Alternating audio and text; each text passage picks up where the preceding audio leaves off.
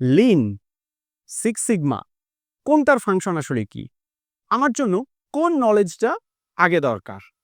দেখুন, লিনের একটা function, six সিগমার আরেকটা ফাংশন। লিনের কাজ হচ্ছে যে কোনো প্রসেসের ওয়েস্ট রিডাকশন করা।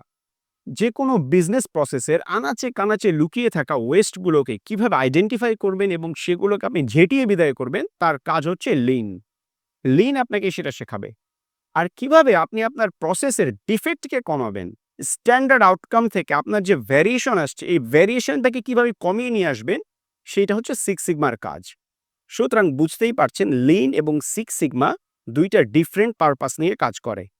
এখন আপনি দেখুন আপনি কোন সেক্টরে কাজ করছেন এবং আপনার জন্য কোনটা বেশি দরকার। তবে হ্যাঁ, যে কোনো বিজনেস প্রসেসের মধ্যেই কিন্তু ওয়েস্টেজ এবং ডিফেক্ট উভয়টাই থাকে এবং এই উভয়টাকেই কমিয়ে নিয়ে আসা বিজনেসের কস্ট সেভিং এর জন্য বা প্রফিট ম্যাক্সিমাইজেশনের জন্য খুবই জরুরি।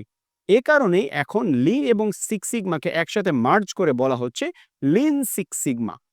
অনেক ট্রেনিংয়েই দেখবেন নাম দেওয়া হয় সার্টিফাইড লিন সিক্স সিগমা, অর্থাৎ লিন এবং সিক্স সিগমার নলেজ একে অপরের পরিপূরক হয়ে গিয়েছে।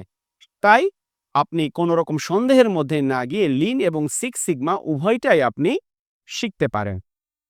ধন্যবাদ।